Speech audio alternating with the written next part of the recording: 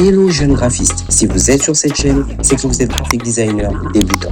Et grâce à cette chaîne, vous allez passer de débutant à professionnel. Hello à tous, aujourd'hui on a testé plusieurs techniques pour pouvoir réaliser ce visuel et voici la meilleure et la rapide. Donc ce que l'on va faire avec notre photo, comme vous pouvez le voir, on a une photo. Alors, on va détacher l'image en créant une image en premier plan. On fait d'abord une sélection du sujet, on fait commande J ou CTRL J et puis voilà, vous avez votre sujet qui est complètement détaché. À partir de là, bien sûr on renomme toujours, mais aujourd'hui on va faire un truc rapide, donc on n'a pas renommé. On va créer un calque d'effet dégradé. On va changer la sorte de dégradé. On va prendre parmi les violets. On prend ça. Alors, finalement on va prendre celui-ci. Ça me convient. Ok. On va changer l'orientation du dégradé. Et puis on va cliquer sur OK. OK. Une fois que ça c'est fait, on change les options de fusion. On va se trouver une option de fusion qui nous convient le mieux. Là par exemple. OK. Une fois qu'on a fait ça, on vient ici. On va convertir cette image en objet dynamique.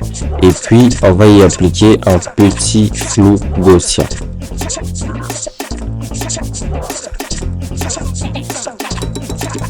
Voilà, pas trop fort. Une fois que c'est fait, on valide, OK. Et puis on vient ici sur notre calque de dégradé, bien sûr sur le masque de fusion du calque dégradé, le petit carré blanc qui est à côté. On s'assure, on sélectionne l'outil pinceau et que la couleur du premier plan est en noir. Et puis on va venir peindre en dessous pour effacer cette partie du dégradé. Ok, donc on va maintenant créer un nouveau dégradé. On va changer la couleur du dégradé, le blanc ça ne nous va pas. On va le mettre en noir. Ok, on va valider. On vient là. On change l'orientation du dégradé. Et on valide à nouveau. Ok. Une fois qu'on en a fait ça, on change les options de fusion du nouveau dégradé que l'on a créé. On va ajouter un petit effet sombre à notre dégradé. Ça nous convient. Ok. Une fois que c'est fait, on va prendre l'outil de texte.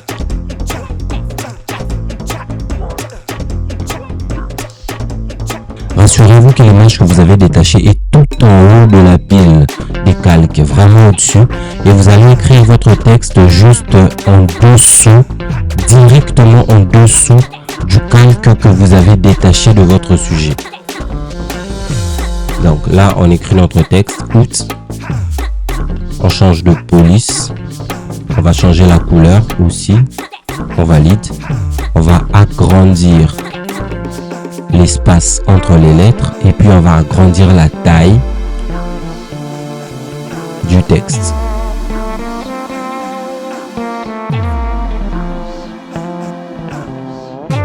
N'hésitez pas à jouer avec les réglages, les différents paramètres. Comme là par exemple, je trouve que c'est un peu trop serré. On va rajouter de l'espace entre les lettres. Voilà. Voilà. Ok, on va ajuster. Voilà. Ok. On valide. Ok. Je pense que le gros de notre effet est là. Ok. Comme vous pouvez le voir, il y a le sujet qui est en premier plan et le texte qui est en arrière-plan. Ok. On va rajouter le texte secondaire. Bienvenue au mois d'août. Bon, vous voyez pas ce que je suis en train d'écrire parce que le texte a une police assez grande, une taille de police assez grande. On va réduire, bien évidemment. On va d'abord changer le type de police. On va mettre ça à... On va utiliser Montserrat. Et on va réduire la taille. Ok. Taille réduite. Ok. Voilà, on a réduit la taille de la police. On va changer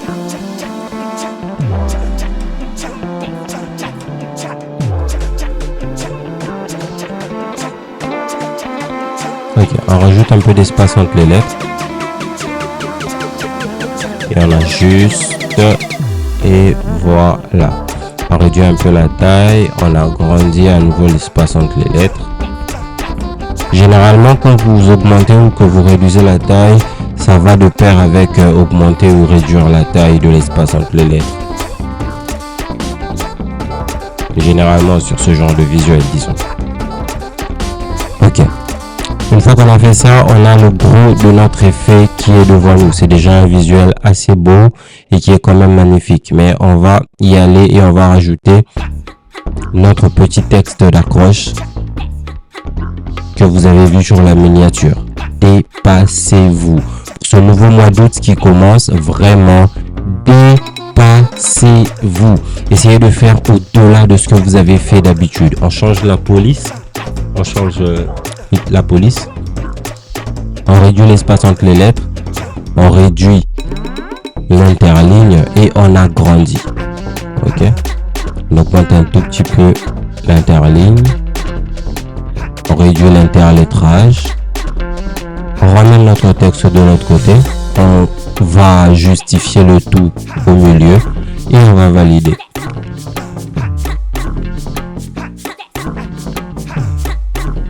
Ok, ça c'est fait. On va donc prendre l'outil de forme rectangle et on va tracer des rectangles que l'on va utiliser comme trame à l'arrière de notre texte.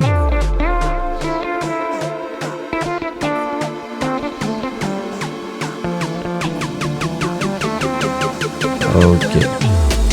On va changer l'orientation, bien entendu.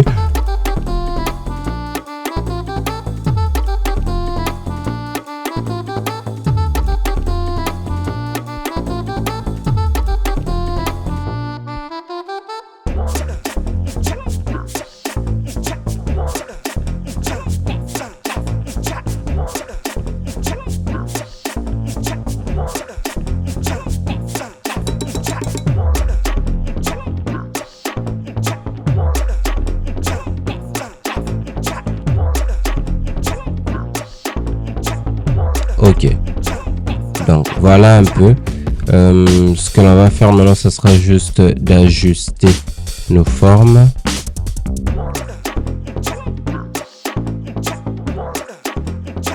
On va rajouter de l'ombre portée à chacune des formes. Pour ouvrir cette fenêtre, il faut juste double-cliquer à droite de votre calque. Ok, si vous double-cliquez à droite de votre calque, vous allez ouvrir là, vous double-cliquez et voilà. On clique sur ombre portée, on valide. Ok.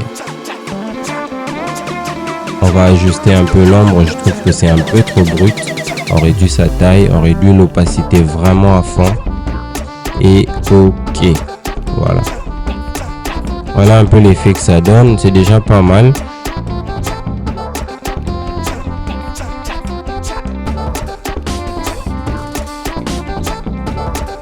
La couleur orange ne me plaît pas trop. On va utiliser la même couleur qu'on a au fond de notre image.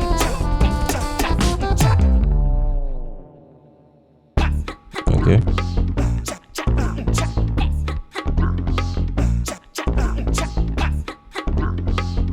On va donc sélectionner la forme. Et puis on va changer la couleur.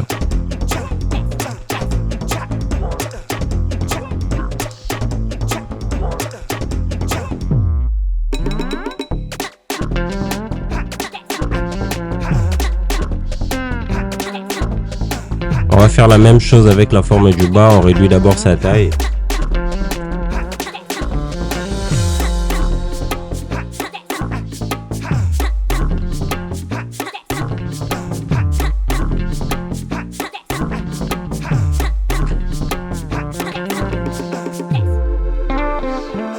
Ok, ici on met un petit marron et je pense que ça rend beaucoup mieux.